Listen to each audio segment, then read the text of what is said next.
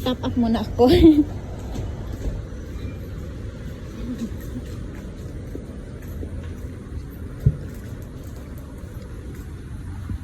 Mabait ba ang matagal ka na sa kanila? Since 2006. Wow! Malaki na siguro mo. Mabait. Pero boy. Kano na? Magkano na ulit ba eh? Madaas ako sa mga baguan. Oo, isa ka na. 700. Tayo tayo. 20 years na po sa kanila. Ako 7 years.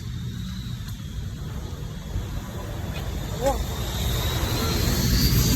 Yung ano, 28. Ang kapatid ko, kopilya ka mo. May mga food allowance. Magkano? Food allowance na 1 month, 250. Wow! Ay, sa awas niya. Naghahanap nga yung amo niya na isa. Kasi nahiya naman ako sa amo ko kasi di ba nag-forward ako noong 2018. 9 months lang ko sa Pinas. Pinalit ko yung pamangkin ko dyan. Tapos kinuha niya ako ulit. Pero nahiya naman ako kasi wala akong deduction nung bumalik ako. Siya kumuha sa akin. 700.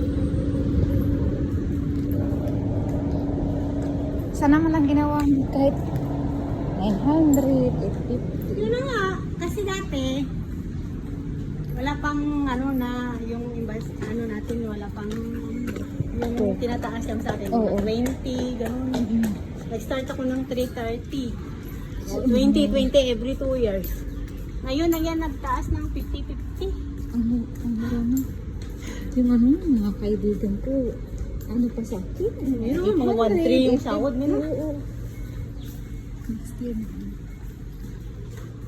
Yung kapatid nga ng kaibigan ko, parang kasabay ko nung bumalik na yung 2018. Oo. Sahod niya, 900. Punta ka na, magtapak mo na ako.